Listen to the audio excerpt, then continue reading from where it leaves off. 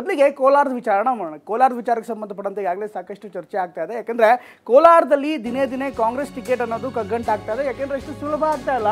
ಕೋಲಾರ ಕಾಂಗ್ರೆಸ್ ಅಭ್ಯರ್ಥಿ ಆಯ್ಕೆ ಕಗ್ಗಂಟಾಗಿ ಕೂತಿದೆ. ಅತ್ತ ಮುನಿಯಪ್ಪನವರು ತಮ್ಮ ಕುಟುಂಬಕ್ಕೆ ಟಿಕೆಟ್ ಕೊಡಿ ಅಂತ ಹೇಳ್ತಾ ಇದ್ದಾರೆ. ಇನ್ನೊಂದು ಬಣ ಮುನಿಯಪ್ಪ ಕುಟುಂಬಕ್ಕೆ ಟಿಕೆಟ್ ಬೇಡ ಅಂತ ಹೇಳ್ತಿದ್ದಾರೆ. ಇನ್ನು ರಾಜೀನಾಮೆ ನೀಡಲು ಮುಂದಾಗಿದ್ದಂಥ ಶಾಸಕರು ಆ ಶಾಸಕರನ್ನ ಮನವೊಲಿಸಿ ಮತ್ತೆ ಮೀಟಿಂಗ್ ಮಾಡೋಣ ಅಂತ ಹೇಳಲಾಗಿದೆ. ಇಂದು ಮುಖ್ಯಮಂತ್ರಿ ನಿವಾಸದಲ್ಲಿ ಮಧ್ಯಾಹ್ನ 1 ಗಂಟೆಗೆ ಸಭೆ ಕರೆಯಲಾಗಿದೆ ಇರುವಂಥ ಮಾಹಿತಿ ಕೂಡ ಲಭ್ಯವಾಗ್ತಾ ಇದೆ. ಡಿ.ಕೆ. ಸುರೇಶ್ ನಾಮಿನೇಷನ್ ಬಳಿಕ ಸಂಧಾನ ಸಭೆ ನಿಗದಿ ಆಗಿದೆ ಎನ್ನುವಂಥ ಮಾಹಿತಿ ಕೂಡ ಲಭ್ಯವಾಗ್ತಾ ಇದೆ. ಸಭೆಯಲ್ಲಿ ಅಸಮಾಧಾನಗೊಂಡ ಶಾಸಕರು ಕೂಡ ಭಾಗಿಯಾಗ್ತಾರೆ ಎನ್ನುವಂಥ ಮಾಹಿತಿ ಲಭ್ಯವಾಗಿದೆ. ಸಿಎಂ ಡಿಸಿಎಂ ನೇತೃತ್ವದಲ್ಲಿ ಇಂದು ಸಂಧಾನ ಸಭೆ ನಡೆಯುತ್ತೆ. ಅತ್ತ ಡಿ.ಕೆ. ಸುರೇಶ್ ಅವರ ನಾಮಿನೇಷನ್ ಆದ ಬಳಿಕ ಇಲ್ಲಿ ಮಾತುಕತೆ ನಡೆಯುತ್ತೆ. ರಾತ್ರಿ 10 ಗಂಟೆಗೆ ನಡೆಯಬೇಕಿದ್ದಂಥ ಸಂಧಾನ ಸಭೆ ಇವತ್ತು ನಡೀತಾ ಇದೆ. ಯಾಕೆಂದರೆ ನಿನ್ನೆ ಮುಖ್ಯಮಂತ್ರಿಗಳು ಮೈಸೂರಿಗೆ ತೆರಳಿದ್ರು. ಮೈಸೂರಿನಿಂದ ತಡರಾತ್ರಿ ಬಂದಿರುವಂಥ ಹಿನ್ನೆಲೆಯಲ್ಲಿ ಮಧ್ಯಾಹ್ನ 1 ಗಂಟೆಗೆ ಬರುವಂತೆ ಮುಖ್ಯಮಂತ್ರಿಗಳು ಸೂಚನೆ ಕೊಟ್ಟಿದ್ದಾರೆ. ಹಾಗಾಗಿ ಇವತ್ತು ನಿರ್ಧಾರ ಆಗತ್ತೆ, ಏನೆಲ್ಲ ಆಗತ್ತೆ, ಯಾರ ಪರ ಈಗಾಗಲೇ ಟಿಕೆಟ್ ಅಂತಿಮವಾಗತ್ತೆ, ಇದೆಲ್ಲವೂ ಕೂಡ ದೊಡ್ಡ ಚರ್ಚೆನೇ ಆಗ್ತಾ ಇದೆ. ಅಥವಾ ಚಿಕ್ಕಪೆದ್ದಣ್ಣ ಅವರಿಗೆ ಟಿಕೆಟ್ ಕೊಡಿ ಅಂತ ನಿಮ್ಮ ಉಬ್ಬಿದ ರಕ್ತನಾಳಗಳ ಸಮಸ್ಯೆಗೆ ಎವಿಸ್ ಆಸ್ಪತ್ರೆಯಲ್ಲಿ ಕೇವಲ 30 ನಿಮಿಷದ ಲೇಸರ್ ಚಿಕಿತ್ಸೆಯೊಂದಿಗೆ ಮುಕ್ತಿ ಹೊಂದಬಹುದು. ಹೆಚ್ಚಿನ ವಿವರಗಳಿಗಾಗಿ ಸಂಪರ್ಕಿಸಿ 8088837300. ಅವರು ನಿರಂತರವಾಗಿ ಒತ್ತಡವನ್ನು ಹಾಕ್ತಾ ಇದ್ದಾರೆ, ಲಾಭಿಯನ್ನು ಮಾಡ್ತಿದ್ದಾರೆ. ಇನ್ನೊಂದು ಕಡೆಗೆ ರಮೇಶ್ ಕುಮಾರ್ ಬಣ, ಅದೇ ರೀತಿ ನಜೀರ್ ಅಹಮದ್ ಇರ್ಬೋದು, ಹಾಗೆ ಹಾಲಿ ಸಚಿವರಾಗಿರುವಂಥ ಸುಧಾಕರ್ ಇರ್ಬೋದು, ಅನಿಲ್ ಕುಮಾರ್ ಇರ್ಬೋದು, ಇವರೆಲ್ಲರೂ ಕೂಡ ಯಾವುದೇ ಕಾರಣಕ್ಕೂ ಕೂಡ ಮುನಿಯಪ್ಪನವರ ಕುಟುಂಬಕ್ಕೆ ಟಿಕೆಟ್ ಕೊಡಬೇಡಿ ಎನ್ನುವಂಥ ಒತ್ತಡವನ್ನು ಹಾಕ್ತಾ ಇದ್ದಾರೆ. ಹೀಗಾಗಿ ಇವತ್ತಿನ ಸಭೆ ಸಾಕಷ್ಟು ಮಹತ್ವವನ್ನು ಪಡ್ಕೊಂಡಿದೆ. ಇವತ್ತಿನ ಸಭೆಯಲ್ಲಿ ಬಹುಶಃ ಫಾರ್ಮುಲಾ ಏನಾದ್ರು ರೆಡಿ ಆಗತ್ತಾ, ಇದಕ್ಕೊಂದು ಪರಿಹಾರ ಸಿಗತ್ತಾ, ಅದು ಒಂದು ಪ್ರಶ್ನೆ.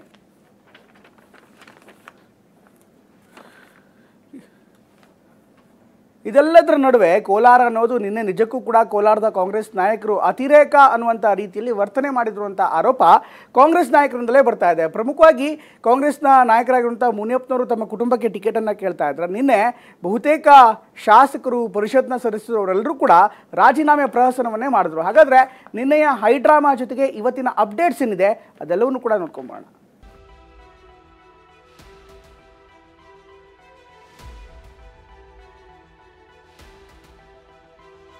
ರಾಜ್ಯದ ಎಲ್ಲಾ ಕ್ಷೇತ್ರಗಳಿಗೂ ಟಿಕೆಟ್ ಫೈನಲ್ ಮಾಡಿರೋ ಕಾಂಗ್ರೆಸ್ಗೆ ಕೋಲಾರ ಕ್ಷೇತ್ರವೇ ಕಗ್ಗಂಟಾಗಿದೆ. ಅಷ್ಟಕ್ಕೂ ಸೋಲಿಲ್ಲದ ಸರದಾರನಂತಿದ್ದ ಕೆಎಚ್ ಮುನಿಯಪ್ಪ ಕಳೆದ ಲೋಕಸಭೆ ಚುನಾವಣೆಯಲ್ಲಿ ಬಿಜೆಪಿ ವಿರುದ್ಧ ಮಂಡಿಯೂರಿದ್ರು. ಕಾಂಗ್ರೆಸ್ನಲ್ಲಿದ್ದ ಬಣ ರಾಜಕೀಯವೇ ಮುನಿಯಪ್ಪ ಸೋಲಿಗೆ ಕಾರಣ ಅನ್ನೋದು ಜಗ್ಗಜಾಹೀರಾಗಿತ್ತು. ವಿಷಯ ಅಂದ್ರೆ ಈ ಚುನಾವಣೆಯಲ್ಲೂ ಅದೇ ಬಣ ರಾಜಕೀಯ ಶುರುವಾಗಿದೆ. ಮುನಿಯಪ್ಪ ಮತ್ತು ರಮೇಶ್ ಕುಮಾರ್ ಬಣಗಳ ನಡುವಿನ ತಿಕ್ಕಾಟವೇ ಕೋಲಾರ ಕೋಲಾಹಲಕ್ಕೆ ಕಾರಣವಾಗಿದೆ. 1952ರಿಂದ ಇಲ್ಲಿವರೆಗೂ ಕೂಡ ಬಲಗೈ ಜನಾಂಗಕ್ಕೆ ಅವಕಾಶ ಕೊಟ್ಟಿಲ್ಲ. ತುಂಬಾ ಬೇಜಾರಾಗಿದೆ. ಮನ್ನಣೆ ಸಿಗದೆ ಇರೋದ್ರಿಂದ ಅದರಿಂದ ನಾವೆಲ್ಲ ಒಟ್ಟಿಗೆ ತೀರ್ಮಾನ ತಗೊಂಡಿದ್ದೀವಿ. ನಾವು 3 ಜನ ಶಾಸಕರಿದ್ದೀವಿ, 2 ವಿಧಾನ ಪರಿಷತ್ ಸದಸ್ಯರು. ಇದು ಬ್ಲಾಕ್ ಮೇಲ್ ಎಲ್ಲ ಇದು. ಆತ ಪುಡುಗೋಸಿ ಬ್ಯಾಗ್ ಇಟ್ಕೊಂಡು ನಮ್ಮ ಹಿಂದೆ ಬರ್ತಿದ್ದ. ನಾನು ಕೆಳಮಟ್ಟಕ್ಕೆ ನಿಂತು ಅವ್ರಿಗೆ ಉತ್ತರ ಕೊಡೋ ಮಟ್ಟಕ್ಕೆ ಹೋಗಲ್ಲ. ರಾಜ್ಯ ರಾಜಕೀಯಕ್ಕೆ ಎಂಟ್ರಿ ಕೊಟ್ಟಿರೋ ಮುನಿಯಪ್ಪ ಕೋಲಾರದಲ್ಲಿ ತಮ್ಮ ಅಳಿಯ ಚಿಕ್ಕಪೆದ್ದಣ್ಣಗೆ ಟಿಕೆಟ್ ನೀಡುವಂತೆ ಕೋರಿದ್ದಾರೆ. ಚಿಕ್ಕಪೆದ್ದಣ್ಣಗೆ ಟಿಕೆಟ್ ಕೊಡಿಸೋಕೆ ಹೈಕಮಾಂಡ್ ಕೂಡ ಒಲವು ತೋರಿತ್ತು ಎನ್ನಲಾಗ್ತಿದೆ. ಯಾವಾಗ ಚಿಕ್ಕಪೆದ್ದಣ್ಣಗೆ ಟಿಕೆಟ್ ಸಿಗುತ್ತೆ ಅಂತ ಗೊತ್ತಾಯಿತು, ರಮೇಶ್ ಕುಮಾರ್ ಬಣ ತಿರುಗಿ ಬಿದ್ದಿತ್ತು. ಕೈಯಲ್ಲಿ ರಾಜೀನಾಮೆ ಪತ್ರ ಹಿಡಿದು ಕೋಲಾರದ ಕಾಂಗ್ರೆಸ್ ಎಂಎಲ್ಎಗಳು, ಎಂಎಲ್ಸಿಗಳು ವಿಧಾನಸೌಧಕ್ಕೆ ಎಂಟ್ರಿ ಕೊಟ್ಟಿದ್ರು. ಅಲ್ಲದೆ ಪಕ್ಷ ಸೇರ್ಪಡೆ ಕಾರ್ಯಕ್ರಮದಲ್ಲಿರುವಾಗಲೇ ಶಾಸಕರು ಮತ್ತು ಎಂಎಲ್ಸಿಗಳಿಗೆ ರಾಜೀನಾಮೆ ನೀಡದಂತೆ ಸಿಎಂ ಮತ್ತು ಡಿಸಿಎಂ ಮನವಿ ಮಾಡಿದ್ರು. ಅತ್ತ ಡಿಸಿಎಂ ಡಿಕೆಶಿ ಸಹ ಶಿಸ್ತು ಮುಖ್ಯ, ಎಲ್ಲವನ್ನೂ ಬಗೆಹರಿಸ್ತೀವಿ ಎಂದಿದ್ರು. ಸರ್, ಕೋಲಾರದ ಮುಖಂಡರುಗಳ ಜೊತೆ ಮಾತಾಡ್ತೀರಾ ಸರ್? ಈಗ ಅಲ್ಲಿ ಸಚಿವರು ಮಾತಾಡಿದ್ದೀನಿ, ಅವ್ರಿಗೆಲ್ಲ ಸಮಾಧಾನವಾಗಿರಿ ಅಂತ ಹೇಳಿ ನಾನು ಅವರಿಗೆ ಎಲ್ಲರಿಗೂ ಕೂಡ ತಿಳಿಸಿದ್ದೇನೆ. ಎಲ್ಲರೂ ಒಪ್ಕೊಂಡಿದ್ದಾರೆ. ಸುದ್ದಿಗೆ ಏನೇ ಸಮಸ್ಯೆ ಇದ್ರೂ ನಾವು ಬಗೆಹರಿಸ್ತೀವಿ.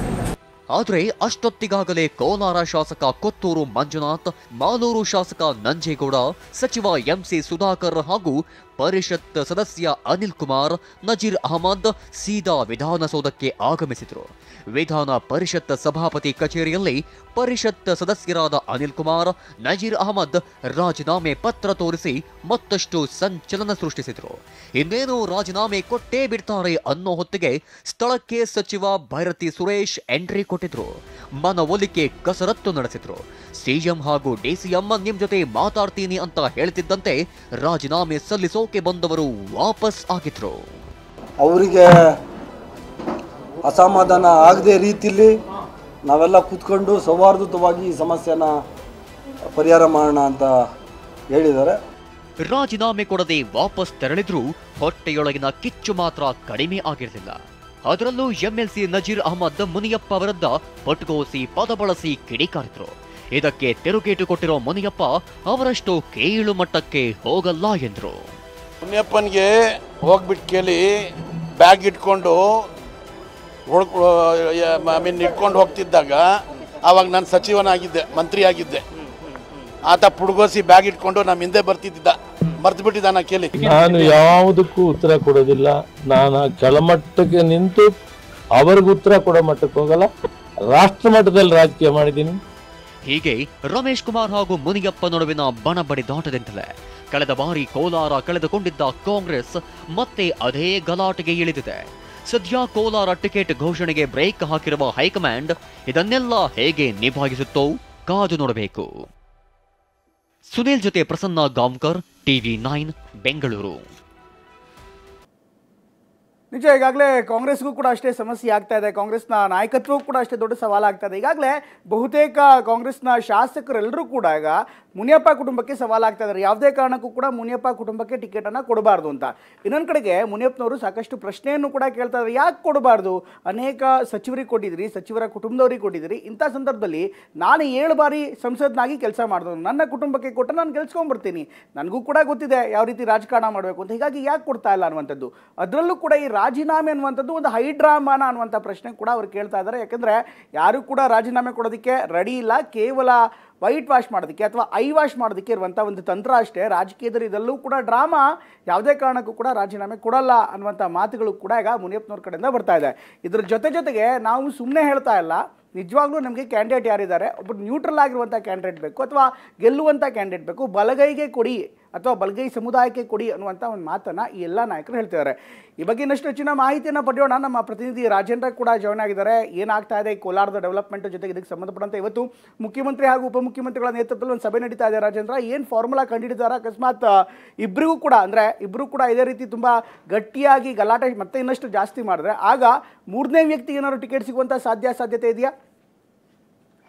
ಖಂಡಿತ ಪ್ರಮೋದ್, ಏನು ಕೋಲಾರ ಲೋಕಸಭಾ ಕ್ಷೇತ್ರದ ಅಭ್ಯರ್ಥಿ ವಿಚಾರಕ್ಕೆ ಸಂಬಂಧಪಟ್ಟಂತೆ ಬಣ ರಾಜಕೀಯ ತಾರಕಕ್ಕೇರಿರುವಂತದ್ದು. ನಿನ್ನೆ ಇಡೀ ದಿನ ನಡೆದಂತ ಒಂದು ರಾಜೀನಾಮೆ ಪ್ರಹಸನ ಏನಿತ್ತು ಅದಕ್ಕೆ ಅಂತ್ಯ ಹಾಡ್ಲಿಕ್ಕೆ ಅಂತ ಹೇಳಿ ನಿನ್ನೆ ರಾತ್ರಿ 10 ಗಂಟೆಗೆ ಸಿಎಂ ಅವರು ತಮ್ಮ ನಿವಾಸದಲ್ಲಿ ಸಭೆಯನ್ನ ಕರೆದಿದ್ರು. ಆದ್ರೆ ಅನಿವಾರ್ಯ ಕಾರಣಗಳಿಂದ ಸಿಎಂ ಸಿದ್ದರಾಮಯ್ಯ ಅವರು ಮೈಸೂರಿನ ಕಾರ್ಯಕ್ರಮದಲ್ಲಿದ್ರು. ಹಾಗಾಗಿ ರಾತ್ರಿ ಬರುವಂತದ್ದು ತಡ ಆಗಿದೆ. ಹಾಗಾಗಿ ಇವತ್ತು ಮಧ್ಯಾಹ್ನ ಅಂದ್ರೆ ಡಿ ಕೆ ಸುರೇಶ್ ಅವರ ಒಂದು ನಾಮಪತ್ರದಲ್ಲಿ ಭಾಗವಹಿಸಿ ಅದಾದ ನಂತರ ಸಿಎಂ ಸಿದ್ದರಾಮಯ್ಯ ಹಾಗೂ DCM DK ಶಿವಕುಮಾರ್ ಇಬ್ರು ಕೂಡ ಬೆಂಗಳೂರಿಗೆ ಬರ್ತಾರೆ. ಬಂದಾದ ನಂತರದಲ್ಲಿ ಮಧ್ಯಾಹ್ನ 1 ಗಂಟೆಗೆ ಕೋಲಾರ ಜಿಲ್ಲೆಯ ಎಲ್ಲಾ ಶಾಸಕರು, ಈ ಅತೃಪ್ತ ಶಾಸಕರೇನಿದ್ದಾರೆ ಎಲ್ಲರನ್ನೂ ಕೂಡ ಕರೆದು ಮನವೊಲಿಸುವ ಒಂದು ಪ್ರಯತ್ನ ನಡೀತಾ ಇದೆ. ಅಂದ್ರೆ ಇಬ್ರಿಗೂ ಅನುಕೂಲ ಅಂದ್ರೆ ಎರಡೂ ಬಣಕ್ಕೆ ಅನುಕೂಲ ಆಗೋ ರೀತಿಯ ಒಂದು ಫಾರ್ಮುಲಾವನ್ನ ಮಾಡೋಣ ಅಂತ ಹೇಳಿ ನಿನ್ನೆ DK ಶಿವಕುಮಾರ್ ಹೇಳಿದ್ರು. ಅದೇ ರೀತಿ ಇವತ್ತು ಒಂದು ಫಾರ್ಮುಲಾವನ್ನ ಕಂಡುಹಿಡಿತಾ ಇದ್ದಾರೆ. ಅಂದ್ರೆ ನೀವು ಹೇಳೋ ರೀತಿನಲ್ಲಿ ಅಂದ್ರೆ ಅವ್ರ ಎಡಗೈ ಸಮುದಾಯಕ್ಕೆ ಅಭ್ಯರ್ಥಿಗೆ ಟಿಕೆಟ್ ಕೊಡಬಾರ್ದು ಅನ್ನೋ ನಿಟ್ಟಿನಲ್ಲಿ ಏನಿತ್ತು ಅದಕ್ಕೆ ಸಂಬಂಧಪಟ್ಟಂತೆ